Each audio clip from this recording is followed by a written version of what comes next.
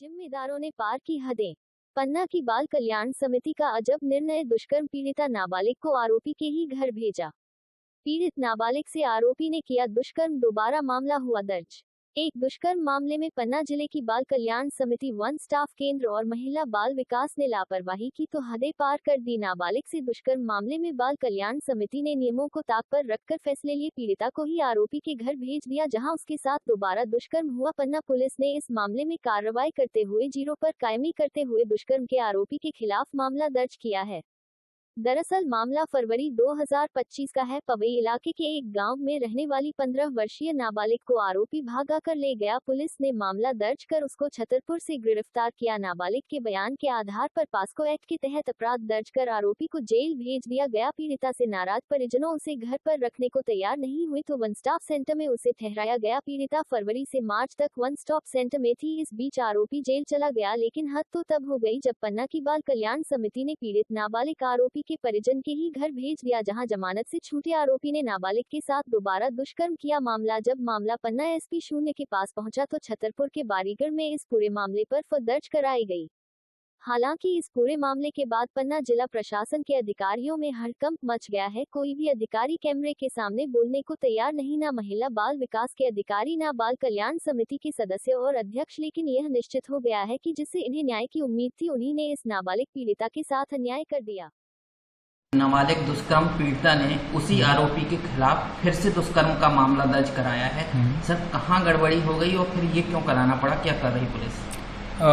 जो पुलिस ने पहले 363 कायम करके उस आरोपी को गिरफ्तार करके जेल भेजा था, उसके बाद जो फरियादिया है उसको CWC के द्वारा जो है वो वन स्टॉप सेंटर में पहले रखा गया और उसके बाद वन स्टॉप सेंटर पे सुपुर्दगी पे आरोपी के ही परिवारजन को में से किसी एक को दे दिया गया था, जिसके बाद वो जो बच्ची है वो फिर से आरोपी के पास चली गई थी और CWC ने इसकी जानकारी दी थी और पुलिस ने जब इस जो बच्ची है इसका फिर से इसके बयान लिए गए तो पता चला कि तो फिर से घटना घटने के संबंध में पुलिस को जानकारी मिली और एक्ट के मुताबिक यदि ऐसा होता है तो तत्काल मुकदमा कायम करने के लिए पुलिस बाध्य है।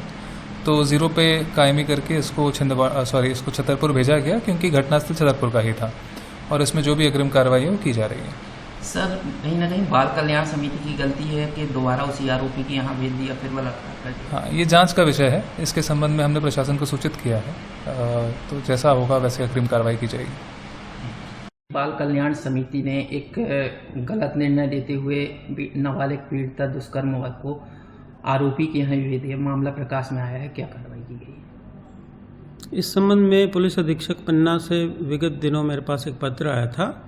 जैसा आप कह रहे हैं कि समिति ने आदेशित करके आरोपी के पक्ष में ही भेजने का आदेश किया है।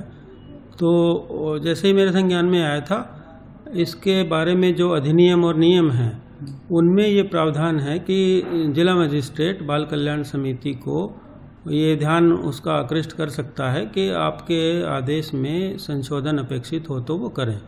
तो तदनुसार ही मेरे द्वारा तत्समय ही बाल कल्याण समिति के अध्यक्ष को पत्र से सूचित कर दिया गया था कि आपके आदेश में जो त्रुटि परिलक्षित प्रथम दृष्टया है उसको संशोधित करते हुए ठीक करें। Thank you. कारनामा निकलकर सामने आया है, महिला बाल विकास का है या किशोर न्याय समिति का, क्या कुछ कहना है आपका? ये सुप्रीम कोर्ट ने एक लाइन दी थी एक बार, मिसकैरेज ऑफ जस्टिस। पन्ना का ये मामला मिसकैरेज ऑफ जस्टिस है। किस तरह से एक रेप पीड़िता को आपने पुनः उन लोगों को सौंप दिया जिनने उनका रेप किया था, ये कहाँ का न्याय है? इसी को बोलते हैं मिसकैरेज ऑफ जस्टिस। उसके बायलॉज में लिखा है CWC के, जो भी व्यक्ति किसी राजनीतिक दल का सदस्य रहा हो वो इस पर सदस्य नहीं बन सकता, पर इसमें कई सदस्य ऐसे हैं जो राजनीतिक दलों से संपर्क रखते हैं। उस रेप पीड़िता नाबालिग को, जो कि पास्को एक्ट के अंतर्गत एक बार मामला दर्ज हुआ था, उसके बाद उस बच्ची को पुनः उन्हीं लोगों के पास भेज दिया गया, रेप के आरोपी के पास भेज दिया गया, जिससे उसका पुनः बलात्कार हुआ। मतलब बलात्कार किसने कराया? CWC ने कराया, शासन ने कराया, किसने कराया? उनके खिलाफ भी कार्रवाई होनी चाहिए। लड़की गिरफ्त में है, मतलब एक प्रकार से कहा जाए कारावासी काट रही है वन स्टॉप सेंटर में, क्या कहेंगे?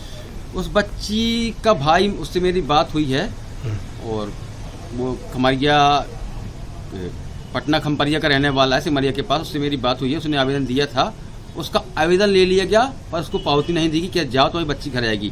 3 माह से बच्ची बंद है, उसका पिता नहीं है बच्ची का, उसकी माता और भाई है। भाई दिल्ली में काम करके घर गुजारा करता है, तो ना उसकी बच्ची को वहाँ सौंप रहे हैं। एक कैद में बच्ची को डाले हुए हैं और उसका हमें तो लगता है तीसरी बार बलात्कार कराने की तैयारी कर रहे हैं लोग।